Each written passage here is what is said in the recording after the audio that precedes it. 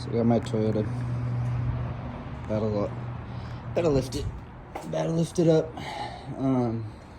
Today, on that little dude, we got these going on. These are Auto K apparently.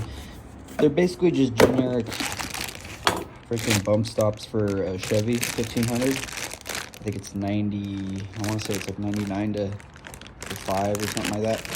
But we're gonna use these in the back. You know, they got super bumps, they got Duro bumps, they got all that. I got Duro bumps in the front of this thing. They're good. They're fine. It's whatever. It's a freaking piece of rubber or foam. I'm gonna be putting this up under there so that it can smack my little U-bolt flip kit right there. So the biggest thing with these is they're freaking soft. I mean, you can't. So all these companies, they say, oh, your stock leaf or your stock bumps are way too hard and they harden up and blah blah blah blah blah. These probably will harden up. Honestly, they're probably, I don't know, 3-4 years. They'll harden up. They'll get shitty.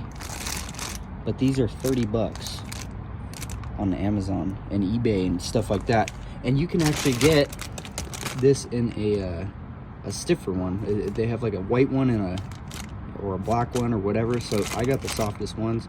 But if you're running more weight, you know, you don't have to go to a freaking $500 super bump or $500 Duro bump. It's foam, guys. It's not anything crazy.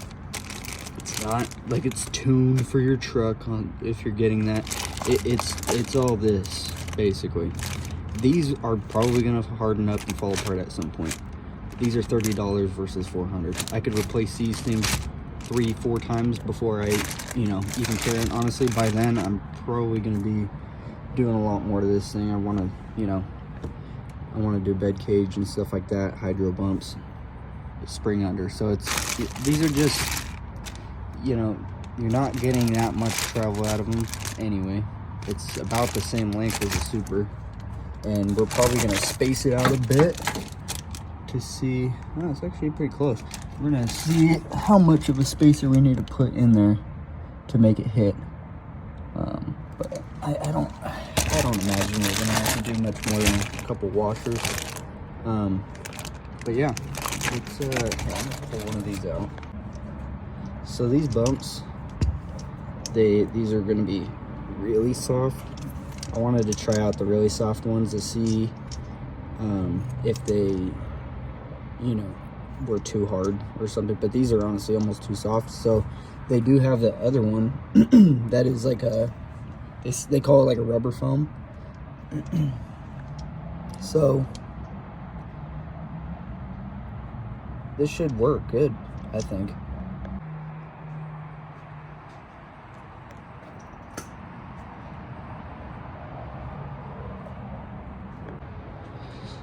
Got the truck off the ground. Gonna come back here. I mean, you guys get the gist. I'm gonna hammer that flat, whatever. Drill a hole. You know, I could throw some washers in here to kind of space it out a bit, so we can go. This is it. It's not completely like flat right there, if you can see that. But that's all right. I mean, I'd say I'd probably favor to this side, that way you can kind of, it's a little bit more flat. You might even be able to kind of, you know, get it in there. That's actually like a pocket for the bump that's usually on top right here, like this. You know, if you really want to get picky with it, you could you know, build yourself a little mount that this bolts to, or even weld this thing straight to it. I mean, it's $30, guys. Whatever. I mean, don't get, you know, too creative with it. We're just gonna, we need this to stop the rear end from going up and down, and this will do it. you know, is gonna do it pretty well, honestly. I don't know if we can get a video of like it ain't gonna be able to, maybe right here. But it's, you know, it'll do it. So next is what we are I was kind of thinking in my head how I was gonna do this, because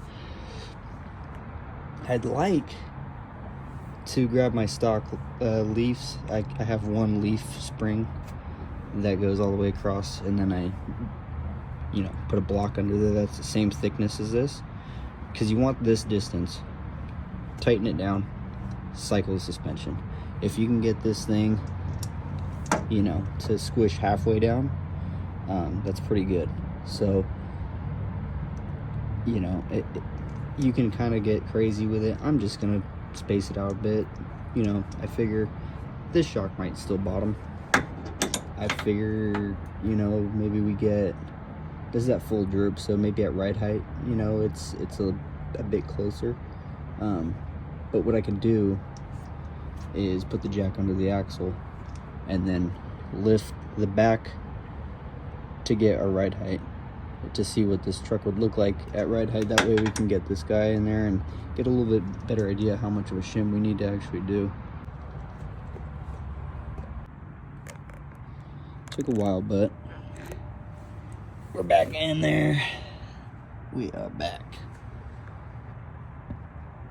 Looks great, honestly. Perfect spot.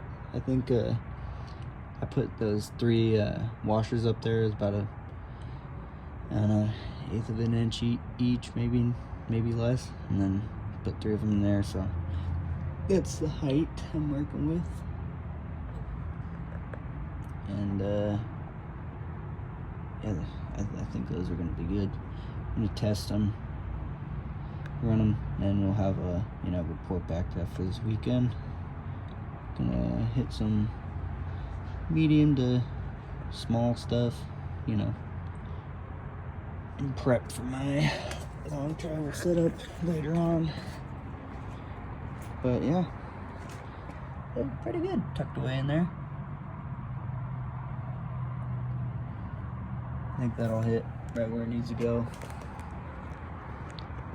and not too stiff either. So who knows, maybe I'll notice a difference on the freeway. Maybe it touches. I kind of doubt it, but I'll get back to you guys when I have an answer.